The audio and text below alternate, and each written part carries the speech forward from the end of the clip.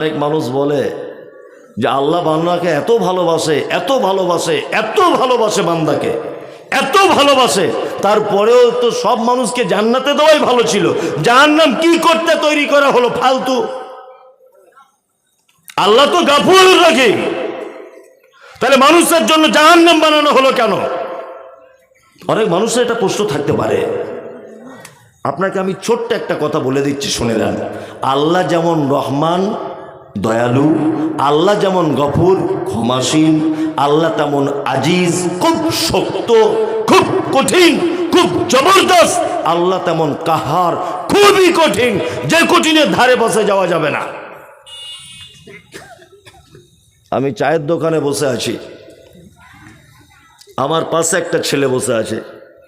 ছেলেটা আমাকে বলছে, মুমতাজুল সাহেব, হাদিস কোরআনের সব কিছু ঠিক আছে, আল্লাহ তো এত দয়ালু, তা জাহান্নামটা ফালতু কেন বানালো? এটা না বানালেই পারত, মানুষগুলোকে সব জান্নাতে দিয়ে দিতে পারত। এটা অরিজিনাল আমার জীবনে ঘটেনি, বোঝানোর জন্য বলছি। তা আমি ছেলেটিকে বললাম, বাহ, তোমার তো এলাকাতে খুব ডাক নাম আছে, এত ভালো ছেলে যে কারোর সাগে মাছে থাকে না, কারোর সঙ্গে অশান্তি নেই, এত ভদ্র নিরীহ, জীবনে কারোর প্রতিশোধ নেয় না। তা চায়ের দোকানে বসে বসে আমি পেপার পড়ছি, পেপারে দেখলাম যে বেলডাঙ্গাতে একটা 5 বছরের বা 6 বছরের মেয়েকে দুজন পুরুষ মানুষ ধর্ষণ করে পাটের জমিতে তাকে মেরে দিয়েছে। পড়ছি এটা, আর পড়তে পড়তে ছেলেটা তখন বলছে, কই দেখি দেখি দেখি। বলছি, সাংঘাতিক ব্যাপার, মারাত্মক কেস। আমি তখন বললাম, তুমি বিচারক, তুমি তো পাড়ার 1 নম্বরের ভালো ছেলে, আচ্ছা আমি চাইছি যে সত্যি মেয়েটার সঙ্গে যা করেছে করেছে, ভুল হয়ে গেছে, ক্ষমা করে দিলেই ভালো। তখন ভালো ছেলেটা আমাকে বলছে, আপনার মাথায় কি গোবর ভরে আছে? এত বড় পাপ, একটা বাচ্চা মেয়েকে দর্শন করে মেরে দেওয়া হয়েছে, একে ক্ষমা করা যায়? আমি যদি আইনজীবী হতাম, একে ফাঁসি দিয়ে দিতাম। বলছি, কেন? তুমি তো খুব ভদ্র ছেলে ভাই, তুমি তো জীবনে কোনোদিন রাগ করো না, তা এই ফাঁসি দিতে যাবে কেন? বললাম, আল্লাহর ব্যাপারটাও ঠিক তেমন। মানুষ পাপ করতে করতে করতে করতে করতে করতে এমন এক পর্যায়ে পৌঁছে যায়, আল্লাহ তখন হয় আজিজ, আল্লাহ তখন হয় কাহার, চরম শক্তি, চরম নিষ্ঠুরতা, তখন আর বান্দার ক্ষমা পাওয়ার আশা থাকে না, অথচ আল্লাহ তাআলা ক্ষমা করেন। কত বড় ক্ষমাশীল! এই তো আপনাদের বহরমপুরে ঘটেছে 2 দিন আগের ঘটনা। বিহার থেকে আসছিল একটা মেয়ে, তার মা, তার একটা ভাই, বহরমপুর খাগড়াগড় স্টেশনে না কোথায় নেমেছে রাত 2টার দিকে। হ্যাঁ, খাগড়াগড় স্টেশনে রাত 2টোতে নেমেছে। নেমে বহরমপুরে ডাক্তার দেখাবে বলে এসেছে বিহার থেকে।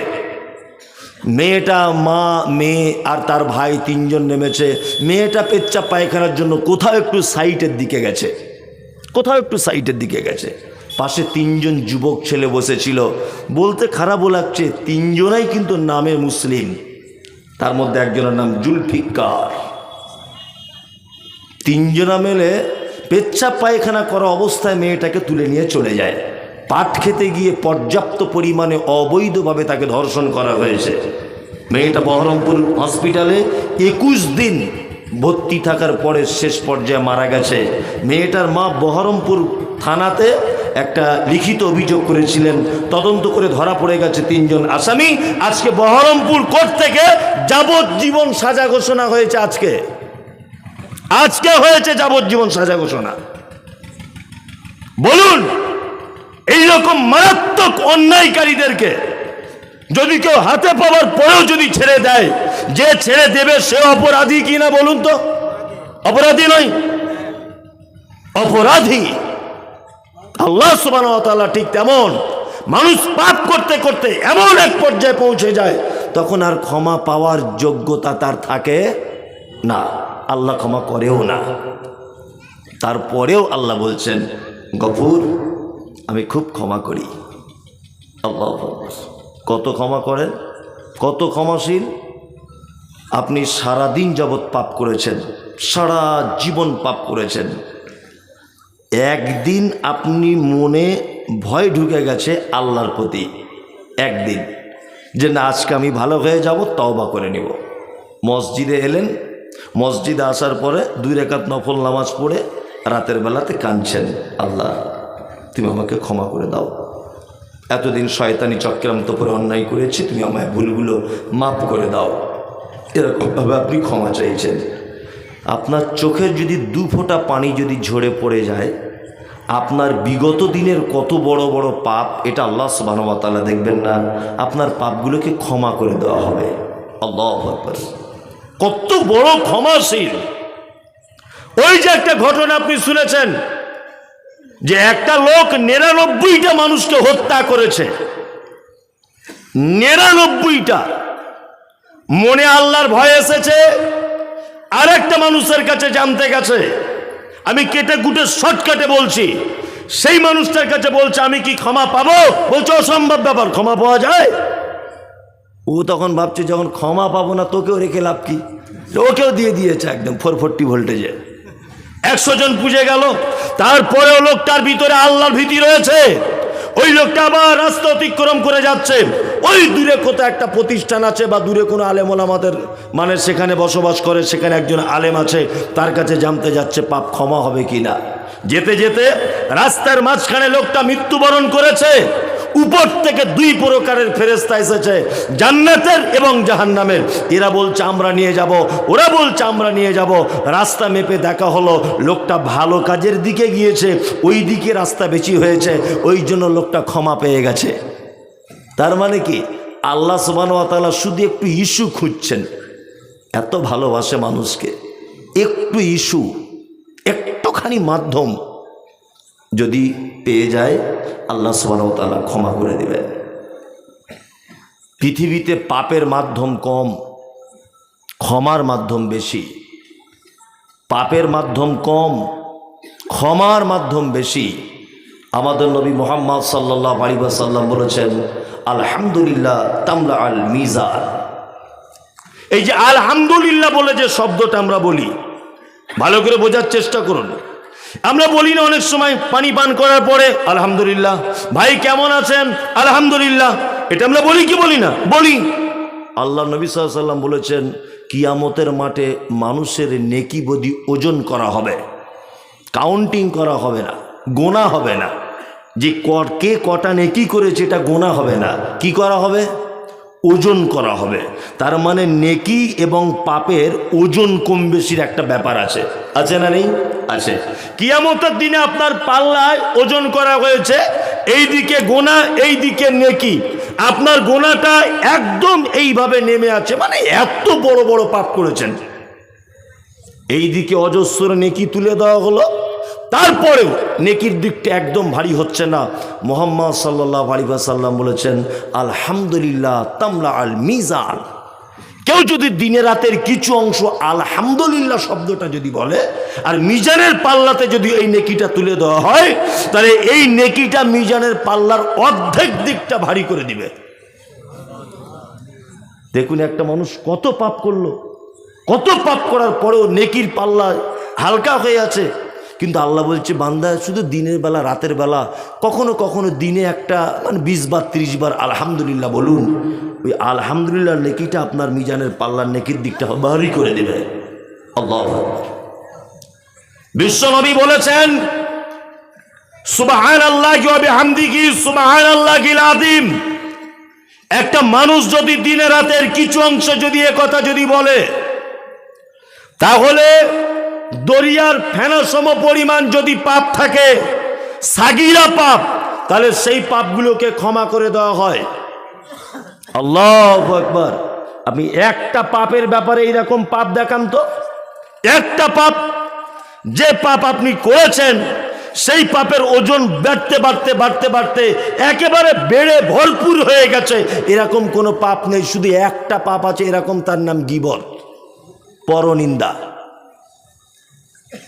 এইটাই পাপ, যে পাপ সুদের টাকা যেমন বাড়ে, পরনিন্দা গীবত করলে এর পাপ তেমন বাড়ে।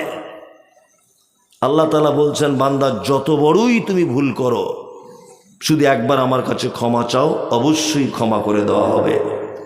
পৃথিবীর সমস্ত বিচারালয় যদি তোমাকে ক্ষমা না করে, আর তুমি যদি একেবারে ইখলাস সহকারে আমার কাছে যদি ক্ষমা চাও, আমি আল্লাহ বলছি তোমায় ক্ষমা করে দিব। আল্লাহ তাআলা বলছেন, আল্লাযী খালাকা সাবআ সামাওয়াতিন তিবাকা মা তারা ফি খালকির রহমানি মিন তাফাউত। আল্লাহ বলছেন, আমি 7 আসমান জমিন বানিয়েছি, একতলা দুতলা এরকম স্তর বিশেষে। কিছুদিন আগে একটা পত্রিকায় দেখতে পাওয়া গেছে যে নাসার বিজ্ঞানীরা গবেষণা করে পেয়েছে, কি পেয়েছে বলছে, আকাশের উপরেও আর একটা স্তর আছে যেখানে মানুষ বসবাস করা যায়, আর একটা এরকম জগৎ পাওয়া গেছে। নাসার বিজ্ঞানী বলুক আর বহরমপুরের বিজ্ঞানী প্রমাণ করুক, প্রমাণ হোক আর না হোক, আমরা বিশ্বাস করি কি করি না যে 7 তবক জমিন আর আসমান?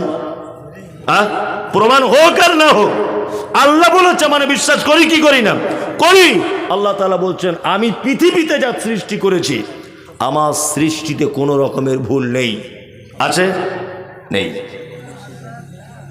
কি সৃষ্টি! ঈমান বাড়ছে না? এত নামাজ পড়ছেন, রোজা করছেন, ঈমান বাড়ছে না তো? এই সূরার ভিতরে একদম শেষের দিকে আল্লাহ তাআলা বলছেন, আওয়ালাম ইয়ারাউ ইলা তায়রি ফাওকাহুম সাফাতিন ওয়া ইয়াকবিজ মা ইমসিকুহুন্না ইল্লার রহমান। আমার সৃষ্টিতে তো ভুল পাবে না, পাবে না। আমার সৃষ্টি দেখলে তুমি বিস্ময়ে অভিভূত হয়ে যাবে। আল্লাহু আকবার।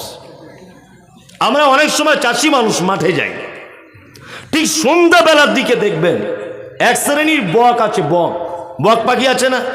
এই বক পাখি দেখবেন ডালা মেলে উঠতে উঠতে যায় ধানের জমির উপর দিয়ে, 4 বার 5 বার এরকম ডানাটা মেলার পরে এইরকম ভাবে ডানাটা স্থির করে দেয়। দেখেছেন? স্থির করে দিয়ে দেখবেন এরকম হেলতে দুলতে যায়, যায় কি যায় না?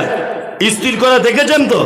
আল্লাহ এই বক পাখির বা অন্য পাখির ডানা স্থির করে আসমানে ভাসমান অবস্থায় থাকা এই দৃশ্যটা কোরআন মাজিদে নোট করে দিয়ে বলছেন, আওয়ালাম ইয়ারাউ ইলা তায়রি ফাওকাহুম সাফাতিন ওয়া ইয়াকবিজ মা ইমসিকুহুন্না ইল্লার রহমান। মানুষ, আমার সৃষ্টি পক্ষীকুলের দিকে কি তোমরা তাকিয়ে দেখো না? তারা ভাসমান অবস্থায় যখন আসমানের ফাঁকা জমিন এবং আসমানের মধ্যবর্তী স্তরে তারা যখন ডানাকে সম্প্রসারিত করে এইভাবে স্থির করে তারা যখন ঘুরতে থাকে, বেড়াতে থাকে, কে তাদেরকে ঝুলিয়ে রাখে? আল্লাহ বলছে ইল্লার রহমান। কার পক্ষে সম্ভব? কার? আল্লাহ। কি সৃষ্টি!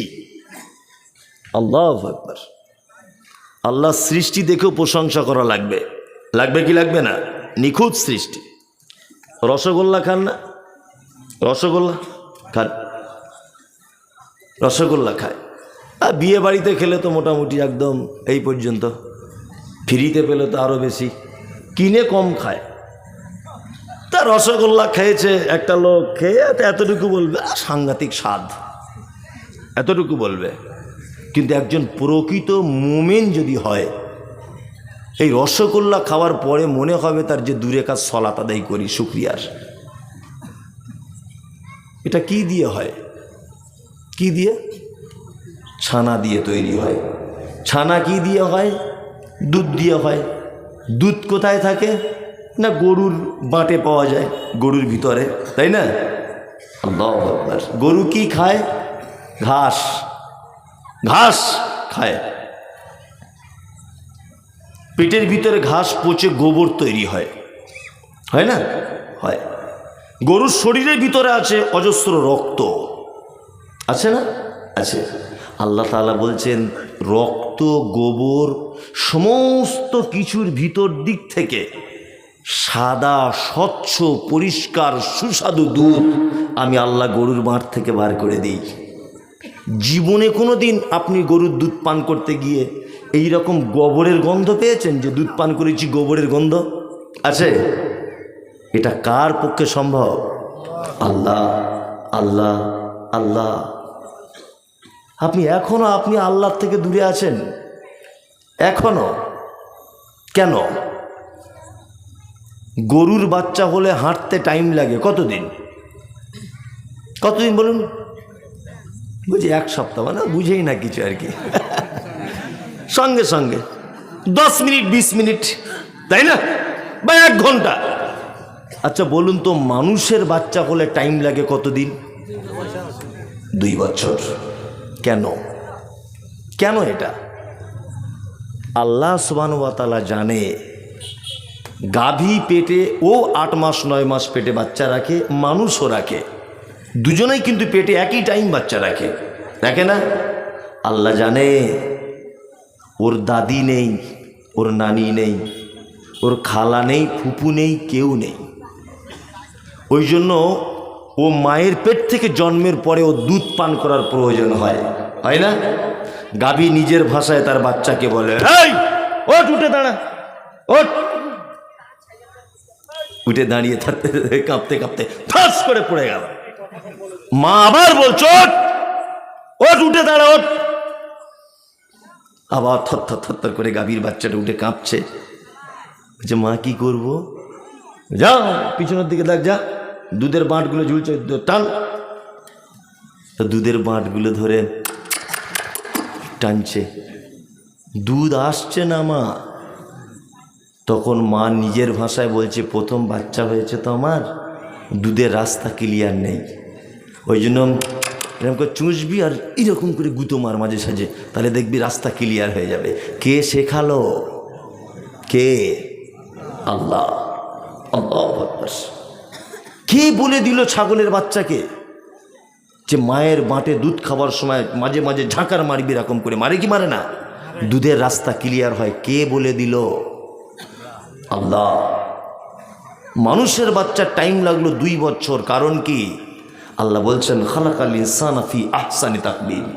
মানুষকে যে আমি তৈরি করেছি বড় আদর করে, খুব ভালোবেসে বানিয়েছি ওকে আমি। আল্লাহ বলছে, ওর পা যদি সাথে সাথে যদি রেডি করে দিই, তাহলে নানির কোলের যে কি স্বাদ, ও বঞ্চিত হয়ে যাবে। দাদুর কাঁধে চাপার যে কি স্বাদ, ও বঞ্চিত হয়ে যাবে। মায়ের কোলের যে কি মমতা, ও বঞ্চিত হয়ে যাবে। এই জন্য আমি আল্লাহ মামার কোল চাপিয়ে, নানির কোল চাপিয়ে, মায়ের কোল চাপিয়ে, বোনের কোল চাপিয়ে আমি আস্তে আস্তে করে ভালোবাসা দিয়ে দোলনাতে দুলিয়ে মায়ের দুধ পান করে তবে তোমাকে পা রেডি করে দিয়েছি। আল্লাহু আকবার। আল্লাহ বলছেন যে এই রকম সৃষ্টিগুলো দেখো কি তোমরা আমার দিকে তাকাচ্ছ না? আমাকে চিনতে পারছো না? আল্লাহ বলছেন, খলাকাল ইনসানা ফি আহসানি তাকবীম। মানুষকে করেছি পৃথিবীর সবথেকে সুন্দর করে। আল্লাহু আকবার। আল্লাহ তাআলা পবিত্র আল কোরআনে এই কথাগুলো সব নোট করেছেন। আমি হয়তো বলছি বলে এই যে দুধের ব্যাপারটা বললাম, এই ব্যাপারগুলো কি কোরআনে নেই? কোরআনে আছে। আমি ওটা বাংলায় গল্প ছলে আপনাকে বোঝালাম। ফাবিআইয়ি আলাই রাব্বিকুমা তুকাজ্জিবান। সূরা আর রহমানে দুটো একটা আয়াত পরে পরে, প্রত্যেক আয়াত পরে পরেই বলা হচ্ছে। আল্লাহ বলছে, তোমরা আমার কোন কোন নিয়ামতকে অস্বীকার করছো বলো? কোন কোন নিয়ামতকে অস্বীকার করছো? বারবার বলছে, কোন কোন নিয়ামত বলো? পৃথিবীতে মানুষের থেকে আশ্চর্য সৃষ্টি আর কোনো সৃষ্টি নেই। আপনি জীবনে কোনোদিন দেখেছেন যে কোনো কুকুর আপনাদের মাঠের ধানের জমিগুলোতে গিয়ে ধানগুলো সব খেয়ে নিচ্ছে, গাছগুলো? দেখেছেন? দেখেছেন? দেখেননি। ও তৃণভোজী প্রাণী নয়, ও মাংসাশী প্রাণী। ও মাংস খায়। এখন মাংস কেউ ফেলে না বলে খায় না, নোংরা ঝোংরা খায়, কিন্তু অ্যাকচুয়ালি ও মাংসাশী প্রাণী। আপনি জীবনে কোনো গরুকে গোশত দিয়ে ভাত মেখে দেন তো খাবে? খাবে না। ও মাংসাশী প্রাণী নয়, ও তৃণভোজী প্রাণী। ও সবুজ জিনিস খাবে। যদি ওকে মাংস জোর করে খাইয়ে যদি দেওয়া হয়, পাতলা পায়খানা করে করে দেওয়া সারা যাবে। গরু জোর করে ওকে মাংস মাছ ভাত খাবান, পাতলা পায়খানা, ওর পাকস্থলী হজম করতে পারে না। পৃথিবীতে একটা মাত্র প্রাণী আছে যার পাকস্থলীর এত পাওয়ার, এত পাওয়ার। গোশত দিবেন, মাংস দিবেন, সবজি দিবেন, আদা রসুন যা খাবে, ওর পাকস্থলী সমস্ত কিছু হজম করে নিচের দিক দিয়ে বার করে দিতে পারবে। পৃথিবীতে এরকম আশ্চর্য আর কোনো প্রাণী নেই। আচ্ছা বলুন, নেই। গরু নির্দিষ্ট একটা খাদ্যের উপরে নির্ভর করে, বাঘ নির্দিষ্ট একটা খাদ্যের উপরে নির্ভর করে। পৃথিবীতে একটা আশ্চর্য প্রাণী আছে, তার নাম মানুষ। সমস্ত কিছু খেয়ে হজম করার ক্ষমতা রাখে। আপনি কি কখন এগুলো ভাবেন না যে গরু যেগুলোতে খায়, এই বিচুলি বলে আমাদের ওখানে, আপনাদের কি বলে? খড়, খড়, তাই না? খড়। আচ্ছা, খড় আপনি বাড়িতে কুচিয়ে কুচিয়ে কুচিয়ে কুচিয়ে মোটামুটি 5-7 ঘন্টা একভাবে গরম পানিতে ফোটান তো দেখি, গোবরের মতো নরম করতে পারবেন? কখনোই সম্ভব নয়, কখনোই নয়। কিন্তু গরু যখন খায়, চিবিয়ে আগে ঢুকিয়ে নেয়, তারপরে আবার বসে বসে আনমনে কি বলে জাবর কাটে, তাই তো? আবার জাবর কেটে কেটে ভিতরে ঢোকায়। 15-20 মিনিট পরে দেখবেন ওটা গোবর হয়ে বার হয়ে আসছে। কত গরমের প্রয়োজন ওটা গলাতে গেলে, কত গরমের প্রয়োজন। গরুর গোশত আপনি আগুনে দিয়ে ফোটান, ওকে আপনি 10 ঘন্টা ধরে ফোটান, জীবনে ফুটিয়ে ফুটিয়ে পায়খানার মতো করতে পারবেন না। পারবেন? পারবেন না। একটা মানুষ খেয়ে নিল, 2 ঘন্টা পরে সেটাকে একদম গলিয়ে পচিয়ে পায়খানা করে তার মলদাল দিয়ে বার করে দিচ্ছে। দিচ্ছে কি দিচ্ছে না? আপনি এগুলো হাসছেন দাঁত বার করে, এগুলো তো হাসার কথা নয়। আপনি হাসছেন মানে আপনার মলদাল দিয়ে ওটা পচিয়ে বার করে দেওয়া হচ্ছে। কত গরমের প্রয়োজন। আবার এত গরম ভিতরে আছে যে আপনার চামড়া কই পুড়ে যায় না, নাড়ি ভুড়ি কই পুড়িয়ে সিদ্ধ হয়ে যাচ্ছে না? তো যাচ্ছে, যাচ্ছে না। কে ভাবাবে এগুলো? নাস্তিক যারা বলছে না যে আমরা নাস্তিক, আমরা আল্লাহ টাল্লাহ কিছু বিশ্বাস করি না, আসলে গরু, ও নাস্তিক নয়, একেবারে গরু। আচ্ছা, এখানে শিক্ষিত মানুষ যারা আছেন, এটা আমার জানা আছে যে বেলডাঙ্গা এলাকা খুব শিক্ষিত মানুষ। এখানে অনেক সিনিয়র মাদ্রাসা, অনেক নিজামিয়া মাদ্রাসা, অনেক স্কুল, অনেক মিশন, অনেক একাডেমি এখানে ভরপুর। সারা মুর্শিদাবাদ জেলার একটা ইম্পর্টেন্ট জায়গা বেলডাঙ্গা। এখানকার মানুষ পরেশগারিতার দিক দিয়ে আলহামদুলিল্লাহ অনেক ভালো। আমি তো অন্যান্য জায়গায় যাই, তার মধ্যে বেলডাঙ্গা আমার খুব পছন্দনীয় জায়গা। আপনারা বলুন, আমি মমতাজুল ইসলাম, আমি বিরিয়ানি খাচ্ছি, বিরিয়ানি। আচ্ছা বলুন তো, আমি যখন বিরিয়ানি খাচ্ছি, এই বিরিয়ানির পিছনে একজন রাঁধুনি আছে না নেই? আছে। তার মানে বোঝা যাচ্ছে কর্ম থাকলে কর্তা থাকবে, কর্তা ছাড়া কর্ম হয় না।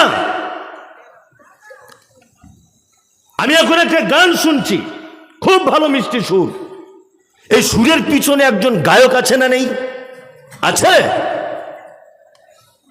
গায়ক ছাড়া সুর সম্ভব নয়।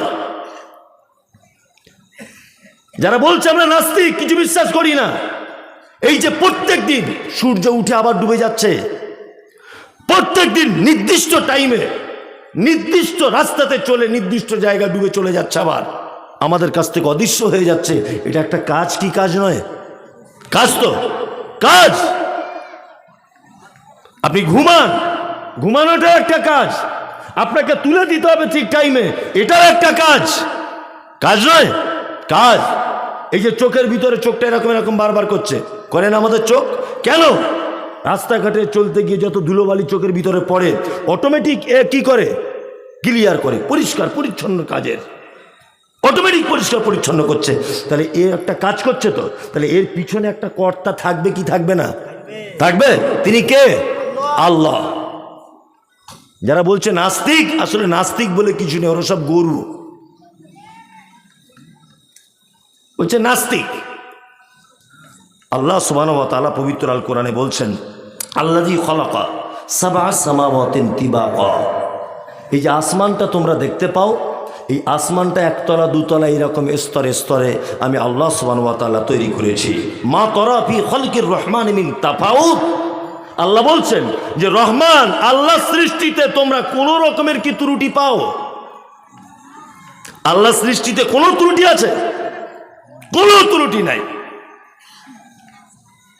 আল্লাহ সুবহানাহু ওয়া তাআলা তারপরে বলছেন ফারজিল বাসার, একবারে যদি তোমার দেখে মন যদি না ভরে, তোমার দৃষ্টিটা আবার দ্বিতীয়বার তার দিকে দেখো।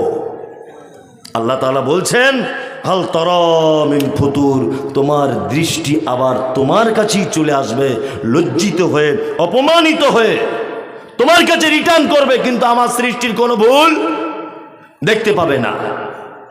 আল্লাহ তাআলা তারপরে বলছেন সুম্মারজিল বাসার কাররাতাইন ইয়ানকালিব ইলাইকাল বাসারু খাশিয়া ওয়া হুয়া হাসিব।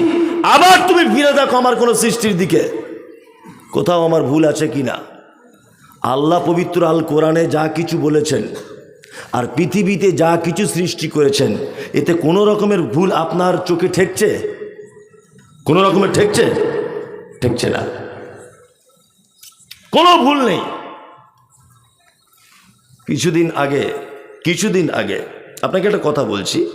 কিছুদিন আগে এই বেরাদার রাহুলের সঙ্গে একটা বাংলাদেশের একটা নাস্তিকের একটা ডিবেট হয়েছিল। দেখেছেন এটা আপনার সোশ্যাল মিডিয়াতে? আপনাদের মুর্শিদাবাদ জলঙ্গির ছেলে, জলঙ্গির, যে আল্লাহ নবী সাল্লাল্লাহু আলাইহি ওয়াসাল্লাম লোক ভালো ছিলেন না, নাউজুবিল্লাহ। কেন ভালো ছিলেন না? না, আম্মাজান আয়েশা সিদ্দিকা রাদিয়াল্লাহু তাআলা আনহাকে 6 বছর বয়সে বিয়ে করেছেন, এই জন্য লোক ভালো নয়। আর নবী মুহাম্মদ সাল্লাল্লাহু আলাইহি ওয়াসাল্লাম আরো খারাপ লোক ছিলেন, ওদিকে খাদিজাকে বুড়ো বয়সে বিয়ে করেছেন। এইসব নানান কথাবার্তা নিয়ে মন্তব্য করছিল না? করছিল। মানে আপনি আল্লাহর কোথায় ভুল ধরবেন বলুন তো?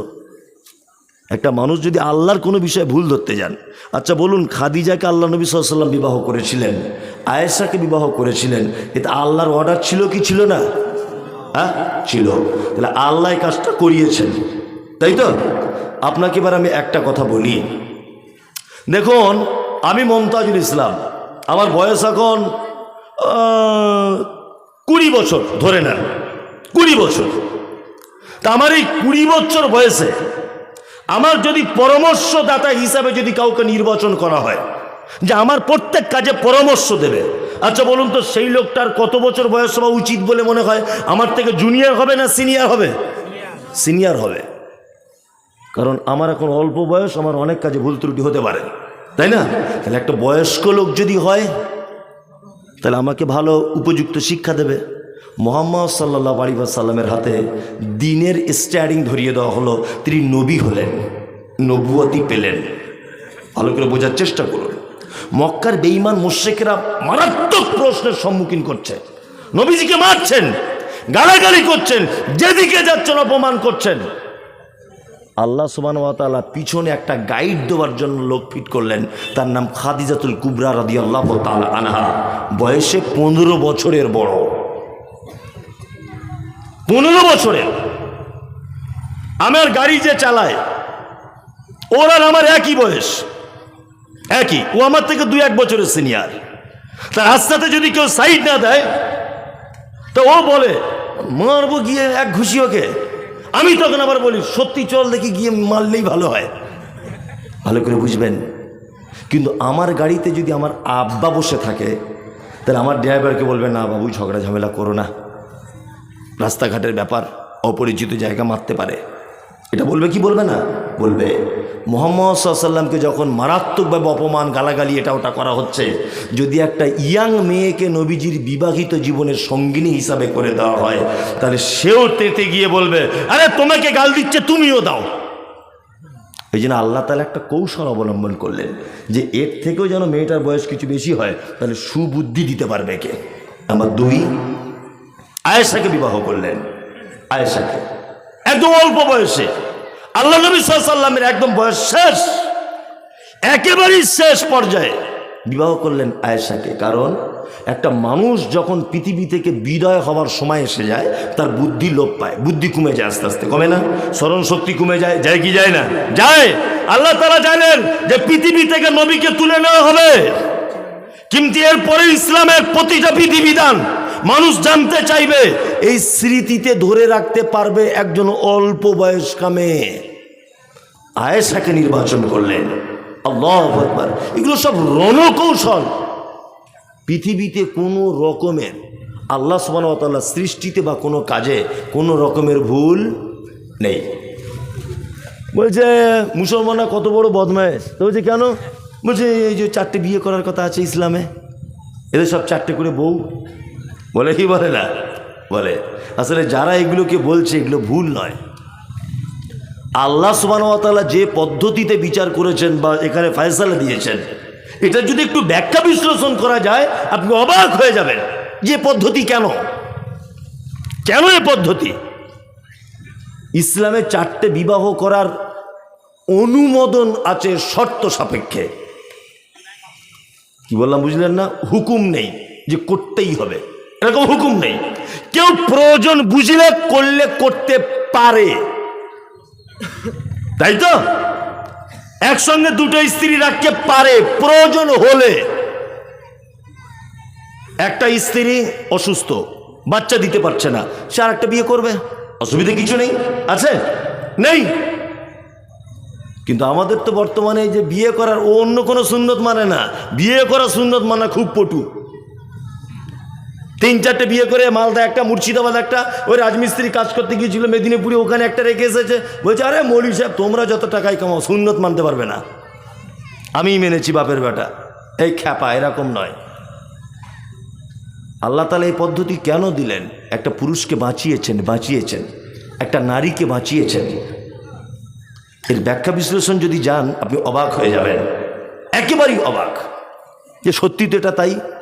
একটা পুরুষ মানুষ একটা নারীর সংস্পর্শে ছাড়া কতদিন পর্যন্ত থাকতে পারে? 10 দিন, 20 দিন, 1 মাস থাকতে পারে, তার বেশি তার স্ত্রীকে ছাড়া সে থাকতে পারবে না। পারবে বলুন? পারবে না। একটা মহিলা পেটে বাচ্চা চলে এসেছে, তার ডাক্তাররা তো এখন 4 মাস থেকেই বলছে স্বামীর কাছে থাকবে না তুমি, বাচ্চার ক্ষতি হতে পারে। এগুলো লজ্জা নয়, আপনি হাসবেন না। বাচ্চার ক্ষতি হতে পারে, তুমি স্বামীর কাছে থাকবে না। তাহলে বাচ্চা ডেলিভারি হবে কত দিনে? 8 মাসে। তাহলে 8 মাস স্বামীকে ছাড়া ওকে থাকতে হবে। বাচ্চা হওয়ার পরে এখন তো সিজারে, আরও 3 মাস, 8 আর 3, 4 আর 3, 7 মাস স্বামীকে ছাড়া তার স্ত্রীকে থাকতে হবে। আচ্ছা বলুন, যদি এই লোকটা তার স্ত্রীকে ছাড়া এই 8 থেকে 10 মাস আলাদা থাকে, একটা পুরুষ মানুষের পক্ষে নিজেকে কন্ট্রোল করে ধরে রাখা এটা সম্ভব না? অসম্ভব, অসম্ভব। সে ভুল করে হলেও অন্য কোনো মাধ্যমে তার যৌবনের চাহিদা মেটানোর ইচ্ছা তার জাগবে, জাগবে না? জাগবে। নাম্বার 2, কথাটা এখানে থাক। অনেক মেয়েদের যাদের অল্প বয়সে স্বামী মারা গেছে, রাস্তা দিয়ে দেখছি মেয়েটা একটা ছেলের সঙ্গে গল্প করছে, আমরা দূর থেকে কি বলি? দেখ কেমন বদমাইশ মেয়ে, স্বামীটা মারা গেল আর 3 মাসের মাথায়, 3 বছরের মাথায় ওই অমুক ছেলের সঙ্গে বসে বসে গল্প করছে।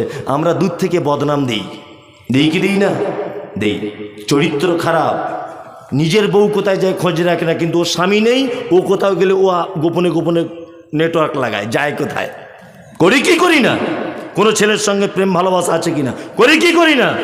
সমাজ কোনোদিন এ কথা ভেবেছে মেয়েটার কথা? হ্যাঁ, যে ওকে একটা ভালো পাত্র দেখে বিবাহ দেওয়া হোক, ওর 3টে ছেলে মেয়ে আছে, আপনি আমি কোনোদিন ভেবেছি বলুন যে ওকে আমার স্ত্রী হিসাবে যদি রাখি বাচ্চাগুলো মানুষ হবে আর ও নিজেও হেফাজতে থাকবে? তাহলে আপনাকে এবার আবার প্রথম কথাটা আসছি আমি, ওইদিকে 8-9 মাস আপনার পক্ষে থাকা সম্ভব নয়, সম্ভব নয়। আপনার যদি আর একটা স্ত্রী যদি আপনি গ্রহণ করেন বৈধভাবে এবং যদি সৎভাবে দুজনের ভিতরে ইনসাফ যদি করতে পারেন, ক্ষতি কোথায়? আমাদের ভিতরে 2টো বিয়ে করা মানেই ওর চরিত্র খারাপ, তাই না? আমাদের ভিতরে যদি কারো 2টো বউ থাকে কি বলে? আমি যদি এখন 2টো বিয়ে করে 2টো বউ নিয়ে গাড়ি করে ঘুরি, কি বলবে? দেখ মৌলভী সাহেবের চরিত্র খারাপ, বলবে কি বলবে না? বলবে। আমাদের দেশওয়ালি কিছু ভাষা আছে আর কিছু সিস্টেম আছে, মারাত্মক ভুল যেগুলোতে।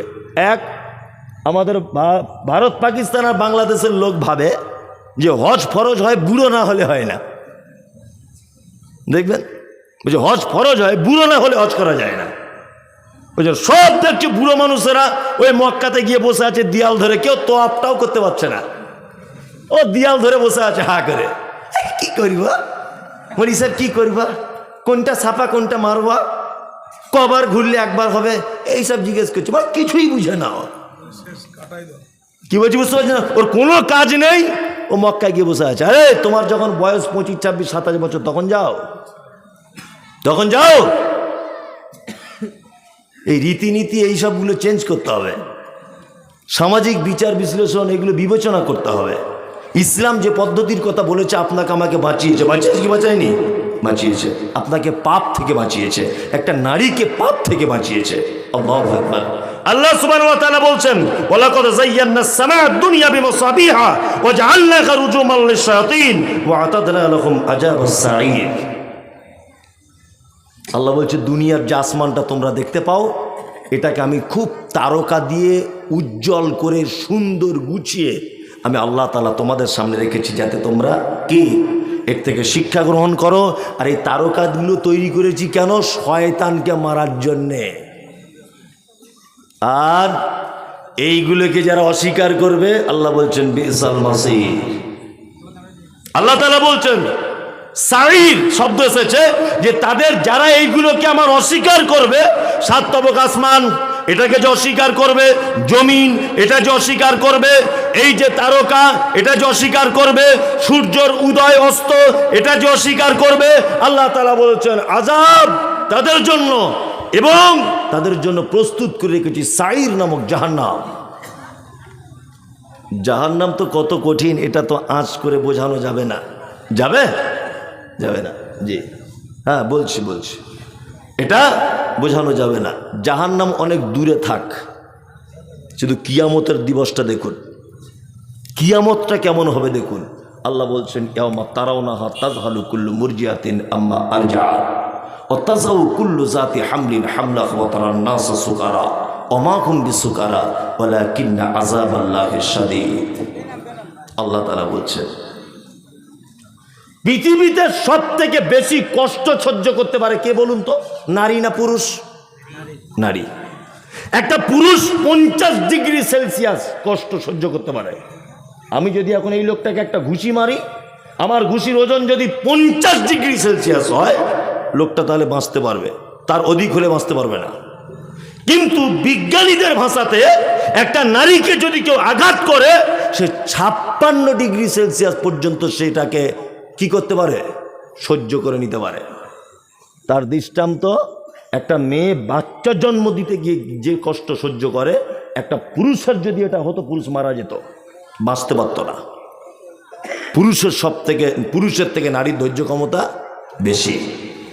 আল্লাহ তাআলা বলছেন ইয়াওমা তারাউনাহা তাযহালু কুল্লু মুরজিআতিন আম্মা আরজাআত ওয়া তাযাউ কুল্লু যাতি হামলিন হামলাহা ওয়া তারান নাসা সুকারা। কিয়ামতের মাঠ, একটা মা গর্ভবতী অবস্থায় থাকবে, তার বাচ্চার নিচের দিকে পড়ে যাবে, মা বুঝতে পারবে না যে আমার বাচ্চাটা কোন দিক দিয়ে কিভাবে হলো। আল্লাহু আকবার। একটা বাচ্চা তার মায়ের আঁচল ধরে সেদিন বলবে মা একটু দুধ দাও, খুব পিপাসা লেগেছে, একটু দুধ দাও। মা সেদিন তার বাচ্চাকে দুধ পান করাতে ভুলে যাবে। মানুষগুলিকে দেখতে পাওয়া যাবে তারা যেন সব মাতাল। আল্লাহ বলছেন ওমা হুম বিসুকারা, একজনাও তারা মদ পান করেনি। ওয়ালাকিন্না আযাবাল্লাহি শাদীদ, শুধু আমার কঠিন আযাবের ভয়ে তারা কিয়ামতের মাঠে মাতালের মতো করে ঘুরছে।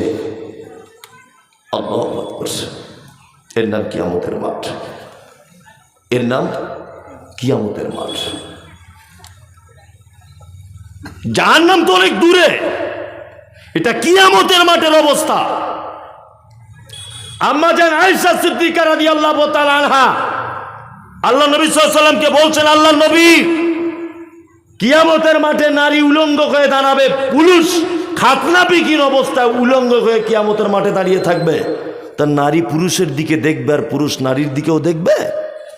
আল্লাহ নবী সাল্লাল্লাহু আলাইহি ওয়াসাল্লাম বলছেন, আয়েশা দেখা তো অনেক দূরের কথা, সে যে উলঙ্গ অবস্থায় কিয়ামতের মাঠে দাঁড়িয়ে থাকবে, এটা সে নিজেই বুঝতে পারবে না যে আমি উলঙ্গ আছি না কি আছি। এর নাম কিয়ামতের মাঠ। তারপরে তো জাহান্নাম অনেক অনেক অনেক কঠিন। আল্লাহ তুমি আমাদেরকে কিয়ামতের দিনের এই আযাব থেকে বাঁচাও এবং জাহান্নাম থেকে বাঁচাও, আমিন। আমাকে বারবার সিগন্যাল দেওয়া হচ্ছে, যেটা মাদ্রাসার জলসা তো, কিন্তু এটাও আমি খুব ভালো করে জানি যে আমি এখন যদি দানের কথা বলি, তাই সব লোকগুলো উঠতে আর টাইম লাগবে 5 মিনিট, একটা লোকও থাকবে না। কারণ সব লোক জানে যে এই শেষ বক্তা, আর কোনো বক্তা নেই। আর এখন যদি টাকা চায়, ও আর 1 মিনিট বসবে না। কি বলছি বুঝতে পারছেন না? ও এখনই উঠতে শুরু করবে। এটা আমিও হলে তাই করতাম, আমি নিজে হলেও করতাম, আমি নিজে যদি হতাম তাও করতাম। তারপরেও এটা একটা প্রতিষ্ঠানের জলসা, তাই না? প্রতিষ্ঠানের। আমি আজকের সরল পথ একাডেমিতে ছিলাম প্রায় 1 ঘন্টার কাছাকাছি। এখানে আসার আগে অনেক আলোচনা হলো, অনেক কিছু হলো। সত্যি মাদ্রাসার প্রয়োজন আছে, আপনাদের এলাকাতেও আছে। আপনাদের এলাকাতে একটা ভিডিও ভাইরাল হয়েছে, দেখেছেন? হাজি সুলাইমান নামক কোনো হাই স্কুল বা হাই মাদ্রাসা আছে এখানে মির্জাপুরে? সোশ্যাল মিডিয়া ভিডিও দেখেছেন? হাজি সুলাইমান কি স্কুল? এই তো হাজি সুলাইমান হাই স্কুল মির্জাপুরে। সোশ্যাল মিডিয়াতে তোলপাড় চলছে, মানে শিক্ষকরা ক্যামেরা করছে আর ছাত্ররা ড্যান্স করছে। কি আশ্চর্য ব্যাপার! দেখেছেন সোশ্যাল মিডিয়াতে? আমি দেখেছি আজকে। আল্লাহু আকবার। বলছি বলে আমি বদনাম করছি না, আমি বদনাম করছি না, আল্লাহর কসম। একটা হাজি সাহেব, যে হাজি সাহেব ওই জায়গাটা দান করেছিলেন বা স্কুল প্রতিষ্ঠা করেছিলেন সৎ উদ্দেশ্যে, কিন্তু ইতিহাস দেখবেন সৎ উদ্দেশ্যে, যে একটা স্কুল করি ছেলেমেয়েরা লেখাপড়া শিখবে। কিন্তু হাজি সাহেব যদি জানতে পারতেন এখানে আমার নামে ড্যান্স করা হবে, তাহলে এই জমি দান করতেন না। করতেন না। কি অবস্থা শিক্ষার! তো এটা একটা ব্যতিক্রমী শিক্ষা প্রতিষ্ঠান মাদ্রাসা। এখানে হাদিস এবং কোরআনের শিক্ষা দেওয়া হয়, তাই না? তো এই খাতে আপনি কিছু অর্থ ব্যয় করুন, অবশ্যই অর্থ ব্যয় করুন। আমি প্রথমে একটা কথা বলতে বলতে এত দূরে চলে এসেছি যে সৌদি আরবের মানুষদের এত বরকত কেন। প্রথমে বলেছি কোরআন মাজিদ বেশি পড়ে, দ্বিতীয়টা বলতে ভুলে গেছিলাম, এবার বলে দিই। আপনি মক্কা থেকে কাবা থেকে বার হয়ে দেখছি প্রখর রোদ্দুর, টিকা যাচ্ছে না রোদের ঠেলাতে। স্কুলের ছাত্ররা দেখছি স্কুল ব্যাগে পিছনে করে 500 গ্রামের পানির বোতল নিয়ে হাজি সাহেবদের বিলি করছে। হাজি হাজি হাজি পানির বোতল। এশার নামাজ পড়ে বার হচ্ছে, দেখছি বিরিয়ানির প্যাকেট গাড়িতে করে ফ্রি বিতরণ, যে যত পারছে খাচ্ছে। এখানে কেউ হাজি সাহেব থাকলে জানতে পারবেন, ফ্রিতে। মানে দানের ব্যাপারে হাত এত লম্বা, আল্লাহ মনে হচ্ছে এত সম্পদ ওদের ঢেলে দিচ্ছে। আর এটা একদমই বাস্তব। আপনি যদি দান করেন, যেটা আপনার পাওনা ছিল না সেটা পেয়ে যাবেন, এটা পরীক্ষিত। আমি এ কথা সব জায়গাতে বলি। লাস্টে 5 মিনিট মরা মানুষের মতো বসুন, নড়াচড়া করবেন না। খুব গুরুত্বপূর্ণ একটা কথা বলে দিই। পৃথিবীতে 2টো মানুষের মাধ্যমে জান্নাত যাওয়া যায়। কটা মানুষ? 2টো মানুষ। এদের মাধ্যমে জান্নাত যাওয়া যায় সেবা যত্ন করে। 1 আব্বা, 2 মা। এদের সেবা যত্ন করলে জান্নাত যাওয়া যায়। মায়ের পায়ের তলায় জান্নাত। খুব বেশি করে সেবা করবেন। করেন তো? এলাকার মানুষ করেন তো? করেন না? যারা পারে তারা করে, বলছে যারা পারে তারা করে। আলহামদুলিল্লাহ, ভালো। তবে বেশিরভাগই করে না, তাই না? বেশিরভাগই করে না। অবহেলা, তুচ্ছ তাচ্ছিল্য করছে। কি করছে না? করছে। 4 যদি ভাই হয়, 5টা যদি ভাই হয়, বাপ মাকে খেতে দিচ্ছে পালি সিস্টেম। ওর বাড়ি 10 দিন, এর বাড়ি 10 দিন। মানে সিস্টেম থেকে মনে হচ্ছে যেন ওর বাপ মসজিদের ইমাম আর ওর মা মুয়াজ্জিন, তাই না? মনে হচ্ছে 10 দিন করে সিস্টেম করেছে। 12 দিন হয়ে গেলে বড় বড় চোখ বার করছে বৌমারা। আবার কেউ কেউ বলে দিচ্ছে, আমাদের তরকারি কি খুব মিষ্টি, ছেড়ে যেতে মন চায় না। এই তো দাদুকে বল, ক্যালেন্ডার দেখে খেতে পারেন আজ ক তারিখ? 12 তারিখে আমাদের বাড়ি শেষ, আজ 13 তারিখ হয়ে গেল। বলছে কি বলছে না? বলছে। এটা সব জায়গাতে বলি, আজকেও বলবো, শুধু মাদ্রাসা বলে বলছি। আপনারা 4 ভাই, 4 ভাই আপনারা দিল্লিতে কাজে গেছেন রাজমিস্ত্রির। তা রাজমিস্ত্রি কাজে ঈদের 1 সপ্তাহ আগে বাড়ি আসছেন। আপনি আপনার স্ত্রীকে ফোন করে বলছেন, হ্যালো হ্যালো রোকায়া, শুনছ? শুক্রবারে বাড়ি যাব, তোমার জন্য কিছু নিয়ে যাব। বলছি, উড়ি বাবা, নিয়ে আসবে না মানে? লাল টকটকে একটা শাড়ি, ছেলের জন্য একটা প্যান্ট, মেয়ের জন্য একটা চুড়িদার, আমার বোনের জন্য 2টো চুড়িদারের কাপড় নিয়ে আসবে, মানে শাড়ির জন্যে। সব কেনাকাটা রেডি। ওর স্ত্রী আবার ফোন করেছে ডেকে, কেনাকাটা ঠিকঠাক করে করেছো তো, সাইজগুলো দেখে নিয়েছো তো, হ্যাঁ হবে তো ঠিকঠাক? ও বলছে সব কেনাকাটা রেডি। তা বলছে তুমি কি দোকান থেকে বার হয়েছো? বলছে না বার হইনি, ওই আব্বার জন্য একটা লুঙ্গি ঈদের দিনে পরবে আর মায়ের জন্য একটা শাড়ি পছন্দ করছি। তখন ওর স্ত্রী ধুমকি দিয়ে বলছে, কেন তুমি কেন শাড়ি জামা কাপড় প্রতি বছরে কিনবে? আর তিনটে ভাই চোখে দেখতে পাই না? বাড়ি চলে এসো, কিনতে হবে না, তোমার যা কেনাকাটা হয়েছে হয়ে যাবে, আমাদের চলে এসো। 4 ভাই, তাদের বউ এরকম হুমকি দেওয়ার কারণে 4 জনাই বাড়ি চলে এসেছে। ঈদের দিনে মসজিদে সকালে মাইক আওয়াজ হচ্ছে, আল্লাহু আকবার আল্লাহু আকবার, লা ইলাহা ইল্লাল্লাহ, আল্লাহু আকবার আল্লাহু আকবার, ওয়ালিল্লাহিল হামদ। হয় না? সবাই নতুন জামা পরে ঈদগাহে যাচ্ছে। তোমার আব্বার বয়স 85 থেকে 90, তোমার মায়ের বয়স প্রায় 80-র কাছাকাছি। তোমাদের 4 ভাইয়ের 2 তলা বাড়ি, তো তোমার মা সিঁড়ি দিয়ে উঠতে পারে না বলে 4 ভাই যুক্তি করে ছোট ভাইয়ের সিঁড়ির তলাতে মশারি টাঙিয়ে তোমার মাকে রেখে দিয়েছে। তোমার মা একটু চোখে কম দেখে।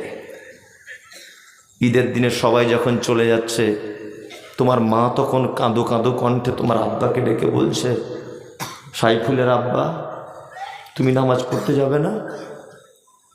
বলতে যাবো তো, কিন্তু জামাটা খুঁজে পাচ্ছি না, কোথায় আছে? তোমার মা মশারির ভিতর থেকে আস্তে আস্তে আস্তে আস্তে করে বার হয়ে পুরাতন বাক্সতে গত বছরের একটা পাঞ্জাবি ছিল বার করে দিয়ে বলেছে তুমি যাও। হাতে লাঠি নিয়ে আস্তে আস্তে করে তোমার আব্বা ঈদগাহ পর্যন্ত গেল।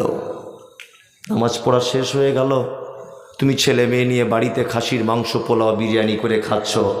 তোমার আব্বা লাঠি নিয়ে আস্তে আস্তে করে এসে তোমার মেন গেটের সাইডে অনেকটা হেঁটেছে বলে একটু রেস্ট করছে। দুপুর 2টো পর্যন্ত বসে আছে বুড়ো মানুষটা। 4টে বৌমা কেউ 1 পেয়ালা গোস্ত আর 2টো রুটি দিয়ে গেল না। তোমার মা দুপুর 2টো পর্যন্ত মশারির ভিতরে শুয়ে আছে, কেউ তুলে ঈদের দিনে গোসল করিয়ে পর্যন্ত দিল না। কেন এই অবস্থা? তোমার আব্বার মা তো আজকে রাজ সিংহাসনে বসে থাকা উচিত ছিল। 4টে বেটা, 6টা-7টা পোতা, 4টে বৌমা, তারপরেও তোমার আব্বা মায়ের এই অবস্থা কেন? হ্যাঁ, পৃথিবীতে সব থেকে যদি বেশি অপরাধিনী বা অপরাধ যদি কেউ করে, তোমার আব্বা তোমার মায়ের থেকে বদমায়েশ আর খারাপ লোক পৃথিবীতে কেউ নেই। ওই জন্য ঈদের দিন আজকে তাদের এই অবস্থা। তোমার মায়ের অপরাধের কথাটা একটা একটা করে বলি। তোমার মায়ের অপরাধ কি জানো? আজকে তার ঈদের দিনে সাজা হচ্ছে, মশারির ভিতরে শুয়ে ডুকরে ডুকরে নাতি পোতাদের জন্য কাঁদছে, চোখ দিয়ে পানি ঝরছে, তোমাকে বারবার নাম ধরে ডাকছে, আব্দুল্লাহ একটু ঈদের দিনে দেখা করতে এলি না বেটা? আবু সুফিয়ান একটু আমার নাম ধরে ডাকলি না মা বলে? কোথায় তোরা? তোমার মায়ের অপরাধ হচ্ছে এই, তোমার মা এই গ্রামের একজন পর্দানাসীন মহিলা ছিল। জীবনে কোনোদিন কোনো পরপুরুষের সামনে মুখ তুলে কথা বলতো না। কোনোদিন পুরুষ মানুষ দেখলে ঘোমটা দিয়ে দূরে চলে যেত। এত লজ্জাবতী মহিলা। কিন্তু তোমার মতোই বদমাশ ছেলেকে জন্ম দিতে গিয়ে বহরমপুর সদর হাসপাতালে পরপুরুষের সামনে সায়া ব্লাউজ খুলে উলঙ্গ হয়ে বেডে শুতে হয়েছিল তোমাকে ডেলিভারি করার জন্যে। তোমার মায়ের জীবনের প্রথম অপরাধ যে তোমার জন্য তোমার যে মা মুখ দেখাতো না, সে মা তার লজ্জাস্থান দেখিয়েছে পরপুরুষ ডাক্তারকে। এটা তোমার মায়ের জীবনের প্রথম অপরাধ। তোমার মায়ের দ্বিতীয় অপরাধ কি না? তোমার মায়ের মাথার চুল কালো কুচকুচে, হাঁটু পর্যন্ত দুলতো। পাড়ার মেয়েরা তোমার মায়ের মাথার চুল দেখতে আসতো মাঝে মধ্যে। ডাক্তারবাবুরা যখন সিজার করে তোমাকে পৃথিবীর আলো যখন দেখিয়েছে, তোমার মায়ের কালো কুচকুচে কোমর পর্যন্ত দোলানো চুল ওর লাল রক্তে জমাট বেঁধে গিয়েছিল। এটা তোমার মায়ের দ্বিতীয় বড় অপরাধ। তোমার মায়ের 3 নম্বরের অপরাধ, তোমার মা জীবনে ভয়ে কোনোদিন ইনজেকশন পর্যন্ত ডাক্তারের কাছে নিতে পারতো না, কিন্তু তুমি যখন পেটে ছিলে, যখন মায়ের বেদনা শুরু হয়েছে, ডাক্তারবাবুর কাছে গিয়েছে, ডাক্তারবাবু বলছে মা তোমার পেটের ভিতরের বাচ্চাটা সোজাসুজি থাকার কথা, আড়াআড়ি করে লেগে গেছে, এখনই তোমারকে বাচ্চা মারা যেতে পারে। মা তখন ডাক্তারের পায়ে জড়িয়ে ধরে বলেছিল, ডাক্তারবাবু যদি আমার প্রাণের বিনিময়ে যদি হয়, আমার পেট কেটে আপনি আমার বাচ্চাকে বার করুন, আমার বাচ্চার মুখ দেখলে আমি পৃথিবীর সব কষ্ট ভুলে যাব, আমার প্রাণ প্রয়োজন হলে আমার বাচ্চাকে দান করে দিয়ে পৃথিবী থেকে চলে যাব। সেই যে ডাক্তারবাবু তোমার মায়ের পেটের চামড়া হাঁসের ডিমের মতো সাদা চকচকে ফর্সা ক্যাচ করে কেটে দিল, তোমাকে পৃথিবীতে নিয়ে এলো, সেই যে মোটা সূচ আর সুতো দিয়ে তোমার মায়ের পেট সেলাই করে দিল, আজও 85 বছর বয়সে মশারির ভিতরে তোমার মা সেই ব্যথা বেদনা অনুভব করে। তোমার মাকে জানো? তোমার মা ওই অপরাধিনী। চিকিৎসা বিজ্ঞানীরা বলেছে প্রত্যেক দিন একটা বাচ্চা তার মায়ের 8 বার দুধ পান করে, 8 বারে প্রত্যেকবারে 250 গ্রাম করে দুধ পান করে। এক একবারে যদি 250 গ্রাম করে দুধ পান করে, 24 ঘন্টায় যদি 8 বার যদি দুধ পান করার প্রয়োজন হয়, হিসাব করলে দেখা যাবে 50 টাকা যদি দুধের লিটার হয়, 90,000 টাকা একটা বাচ্চা তার মায়ের দুধ পান করে। তোমার মা তোমাকে দিয়ে নানির বাড়ি যাচ্ছিল, বাসে উঠেছে, বহরমপুরে নানির বাড়ি, বাসে তোমার মা কোনো রকম সিটে বসেছে, আর তুমি তোমার মাকে বলছে আম্মু একটু দুধ দে না, তোতা তোতা করে বলছেন। তখন আপনার 1.5 বছর বয়স। আপনার মা পাড়া গ্রামের মেয়ে, লজ্জা করছে, কি করে ব্লাউজের হুকগুলো খুলবো। যুবক ছেলেরা তোমার মায়ের দিকে ফ্যাল ফ্যাল করে দেখছে। তুমি যখন 4-5 বার বলছো মা দুধ খাবো, তোমার মা তখন লজ্জার শরম সব বাদ দিয়ে বুকের ব্লাউজ খুলে বুকের লজ্জাস্থানটা তোমার মুখে দিয়ে বোঁটাটা ধরিয়ে দিয়ে একদিকে তোমাকে আগলিয়ে রেখেছে, আর একদিকে পিঠের কাপড়টা ঠিক করছে, বারবার মাথায় ওড়নাটা ঢাকছে। তোমার মা যদি সেদিন একবার বলে দিত খুব লজ্জা করছে বাবু এখানে দুধ দেবো না, রাস্তায় জাম, বহরমপুর পৌঁছাতে 1 ঘন্টা টাইম লাগবে, তোমার কচি কণ্ঠনালী আটকে তুমি সেদিন মারা যেতে। এটা তোমার মায়ের অবদান। তোমার আব্বার, তুমি ভালো মিশনে পড়বে বলে, ভালো জায়গায় তোমাকে পৌঁছাবে বলে নিজে কোনোদিন ভালো জামা কাপড় পরেনি, এটা তোমার বাপের অবদান।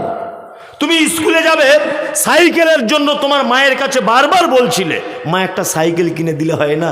শফিকুল, আশরাফুল, কামরুল, ফয়জুল সবাই সাইকেলে করে যায়। তোমার মা ফোন করে তোমার আব্বাকে বলেছিল আমাদের আবদুল্লাহকে একটা পুরাতন সাইকেল দিলে হয় না? তোমার আব্বা রাজমিস্ত্রি কাজ করতে 10টায় টিফিন খরচা বাবদ 30 টাকা পেত, 30 টাকা জমিয়ে তোমার মায়ের অ্যাকাউন্টে ফেলে দিয়ে বলেছিল আবদুল্লাহকে একটা সাইকেল কিনে দিও। এটা তোমার আব্বা, এটা তোমার আব্বা।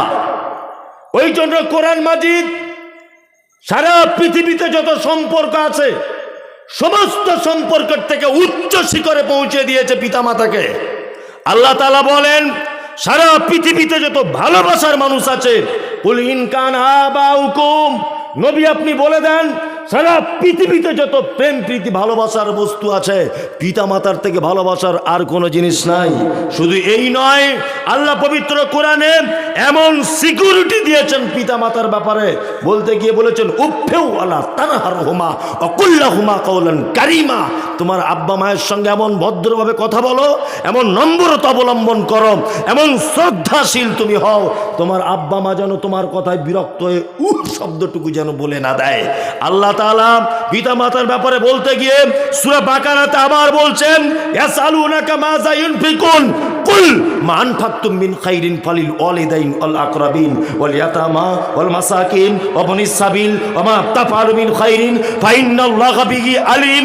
নবীজিকে জিজ্ঞাসা করা হচ্ছে, নবী সাল্লাল্লাহু আলাইহি ওয়াসাল্লাম আপনি বলুন সারা পৃথিবীতে আমরা যত টাকা পয়সা ব্যয় করি, যত টাকা পয়সা আমরা দান ধন করি, উত্তম দানের জায়গা কোনটা, উত্তম খরচা আমরা কি করি? আল্লাহ নবী সাল্লাল্লাহু আলাইহি ওয়াসাল্লামকে বলা হচ্ছে নবী আপনি বলুন কুল মা আনফাকতুম মিন খাইরিন মা আনফাকতুম মিন খাইরিন ফালিল ওয়ালিদাইন। পৃথিবীতে একটা মানুষ যত টাকা পয়সা ব্যয় করে, মাদ্রাসা, মসজিদ, মক্তব, অনাথ আশ্রম, এতিম ফকির, দুস্থ ফকির, অভাবী, বিধবা, যাদেরকে যে পর্যায়ে মানুষ দান করে, আল্লাহ তাআলা বলছেন তুমি তোমার পিতামাতার জন্য যে টাকাটা খরচা করো, এর থেকে পৃথিবীতে উত্তম ভালো দানের জায়গা আর কোনো জায়গা নেই, এর থেকে উত্তম খরচা করার জায়গা আর কোনো জায়গা নেই। তাই বলে আমি বলেছি এ কথা আগে, মাদ্রাসায় 1 টাকা দান করলে 1টা নেকি হতে পারে। জলসা থেকে বাড়ি যাওয়ার সময় ওই 1 টাকা দিয়ে আপনার মায়ের জন্য একটা দাঁতন কিনে নিয়ে যান, 10 লক্ষ নেকি আশা করতে পারেন। এটা আল্লাহর ভাষা অনুযায়ী উত্তম খরচা করার জায়গা।